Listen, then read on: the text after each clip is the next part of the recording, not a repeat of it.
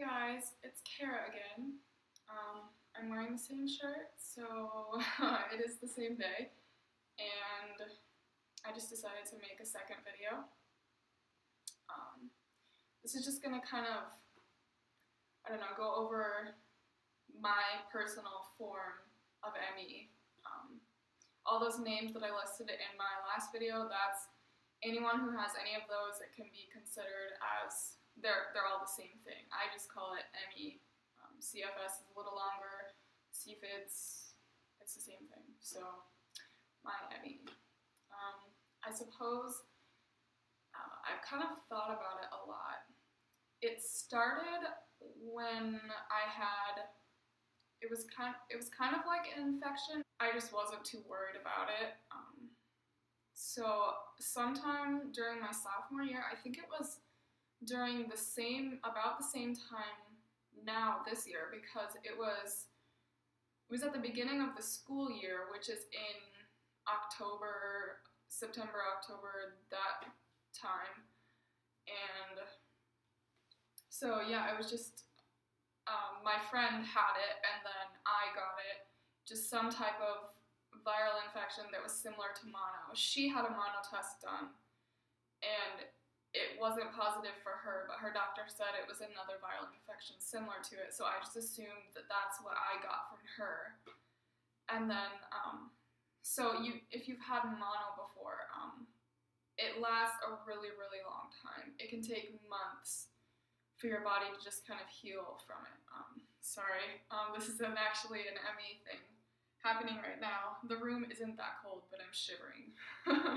My body does not do well with the cold. It's not winter here yet, but there's snow on the ground. So yeah, it's freezing to me.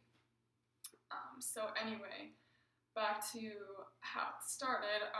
So I took forever to kind of heal from that, but that's normal. So nobody really thought anything of taking a long time to get better from it. Sorry, I'm really shaky now. And I keep saying because I can't think of the next word. My brain has to go over and think of each word that I'm trying to say, and if I get ahead of myself, I forget what I was going to say before that. And if I don't think ahead, my brain just doesn't even know what I'm supposed to be thinking. Thank you, Emmy, for, whatever. So back to that again. It took forever to heal from it, and so that just kind of continued into what was the start of the actual ME versus the infection. And I don't know a lot about the biology of it, and I know it hasn't been studied very much. The US government in particular kind of shoves it under the rug and doesn't want anyone to know about it, and doesn't want people who have it to get disability and all of that. And I don't know much about the government either. I don't appreciate a lot of the things they do. But yeah, so all that's happening. And now I forgot what I was saying again. Wow. So with that, I didn't realize that, that there was something wrong. But I just never really got better, and just kind of drug on and on and on past the normal couple months time that it would take to get better from the viral infection. And I started pretending that I was sick, telling my mom, oh, I have a really bad headache and I feel like I'm gonna throw up and I really can't go to school today, because I didn't really know what else to do. I mean, I couldn't tell my parents I'm too tired to go to school. My parents are really strict about school. You have to get up and go to school and be on time and get A's in all your classes, and I don't know. So I honestly didn't know what to do. So that went on for pretty much my whole sophomore and junior year. I just would have random times when I would miss a week of school in a row because I just couldn't get up and go.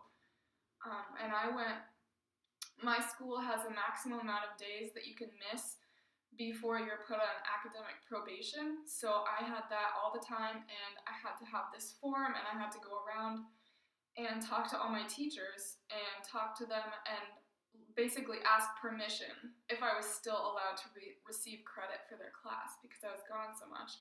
I'm talking about high school specifically. I am still a high school student. I'm a senior right now, which is my last year. And as I mentioned, it all started at the beginning of my sophomore year, so that's almost exactly 2 years ago. So yeah, it went on like that for a long time, and then I started doing some research.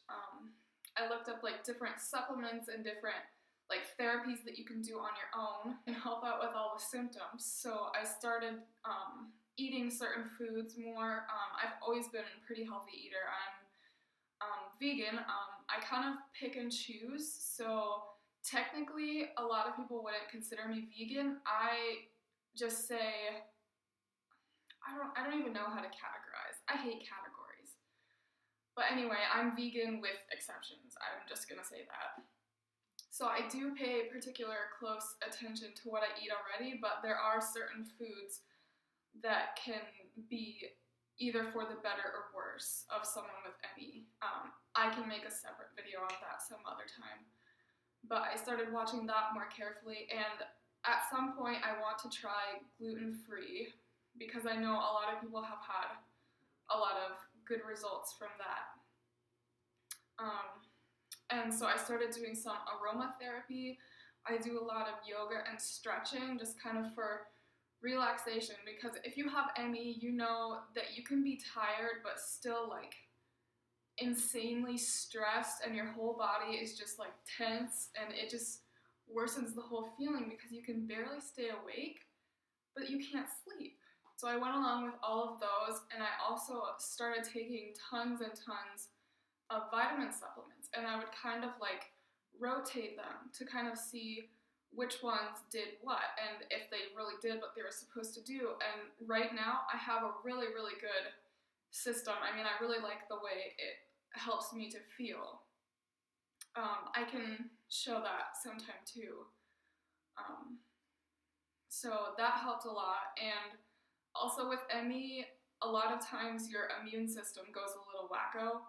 So on top of pretending to be sick so that I could sleep all day, I would just have a cold. I would get a simple cold that would normally last a person, 2 or 3 days.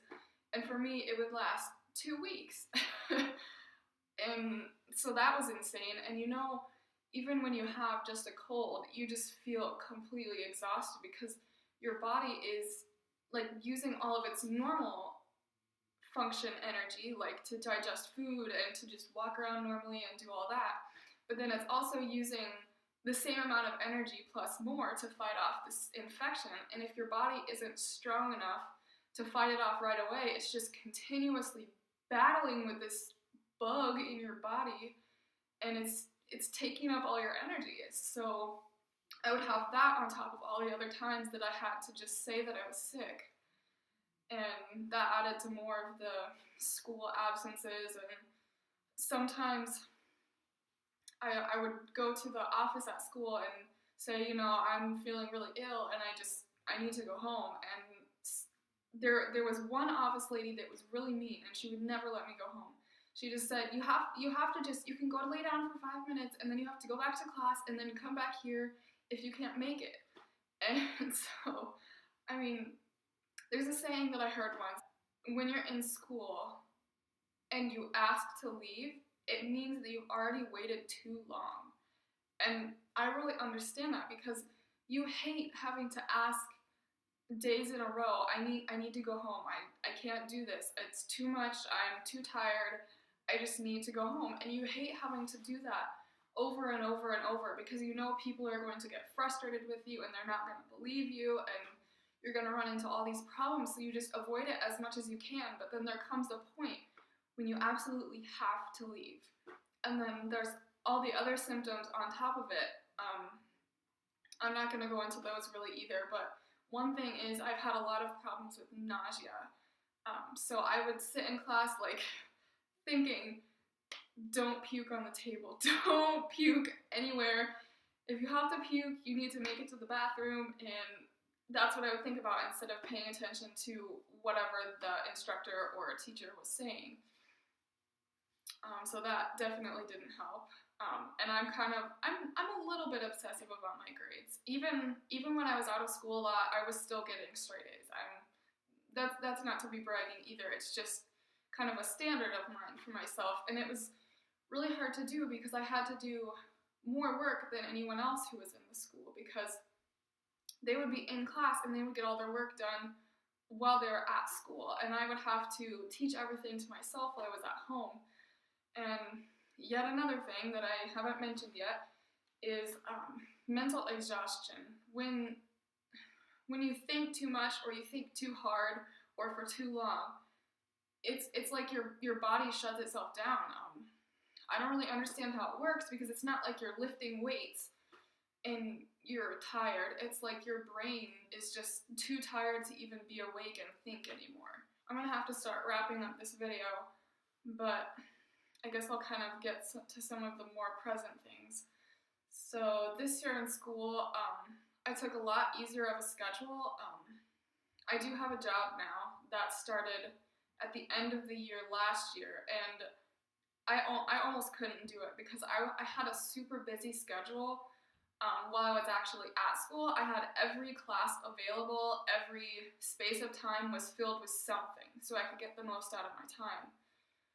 And then I had work right after school. Every day I would go to work until really late at night, and then by the end of the night I was working by myself, because everyone else works in the morning and I am the one who works at night.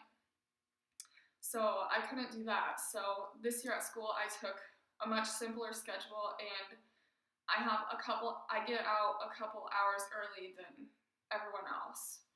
So that definitely helps. I can come home and take a nap and do whatever, and I still do work. It's just part-time. I just have a couple hours a week. The most I work recently is probably like 20 hours, and then I probably go to school, I think, a couple hours under 20 every week. I don't remember if I've calculated that right, but I think that's what it is. So I go to school 5 hours a week, and I take a couple hours less than everyone else, so it's gotta be.